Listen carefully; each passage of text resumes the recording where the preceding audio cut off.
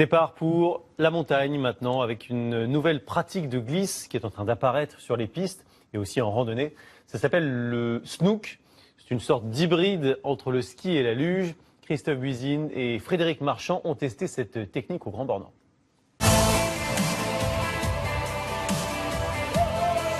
Un skieur assis qui dévale les pentes au cœur des grands espaces. La pratique encore confidentielle est née cet hiver. Elle connaît un engouement croissant. Le snook, c'est son nom, ressemble à une luge posée sur un ski. Même les débutants peuvent goûter aux joies du hors-piste. Déjà, on va mettre les pieds en avant, les pointes de pied en avant et toujours les talons en contact avec le sol. Loïc est l'un des premiers moniteurs de ski à s'être converti au snook. Depuis décembre, il propose la pratique à ses clients. Tout débute par une rapide initiation sur les pistes. C'est le mouvement du corps qui permet de tourner et s'arrêter. Et l'on découvre les premières sensations. Au début, on ne fait pas le malin, hein, c'est impressionnant. Puis dès qu'on a trouvé le truc, on se rend compte que c'est des sensations super agréables. Cette fois, l'aventure commence. L'avantage du snook, c'est qu'il combine tous les équipements. Au départ, 2 skis de randonnée permettent de sortir des sentiers battus.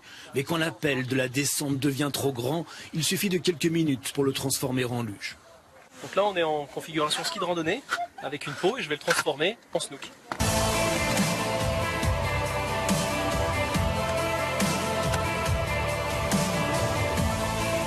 C'est parti pour de longues minutes de frissons. Chaque skieur ressent les sensations d'un freerider confirmé.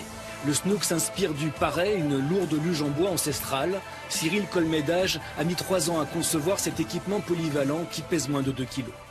Je cherchais un moyen de partager un moment en montagne avec des skieurs et des non-skieurs.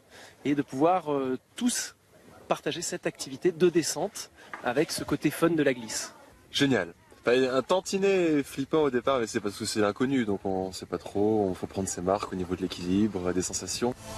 Assis sur sa luge, Cyril trace sa piste dans la belle poudreuse à la recherche de nouveaux adeptes, comme un souffle de liberté qu'il veut offrir à tous.